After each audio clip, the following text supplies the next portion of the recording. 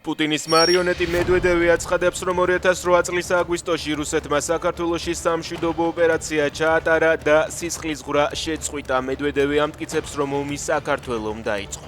ევროპასა და ამერიკას კი ამის წახალისებაში ადანაშაულებს. 2008 წლის საქართველოს კონფლიქტით დასავლეთმა სისხლის წყურვილი ვერ დაიკმაყოფილა, ამბობს მედვედევი.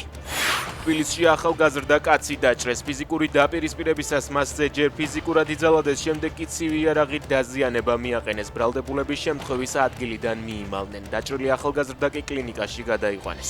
განზრახ-მკვლელობის მცდელობის ჯგუფურად ჩადენილი ძალადობისა და განსაკუთრებით მძიმე დანაშაულის დაფარვის ბრალდებით შინაგან საქმეთა სამინისტრომ 2 პირი დააკავა. მათ 15 წლამდე პატიმრობა ემუქრებათ. კაცი დაჭრეს რუსთავშიც 39 წლის დაზარალებულს დაზიანებებით ცივი იარაღით აქვს მიყენებული, ის კლინიკაში იმყოფება.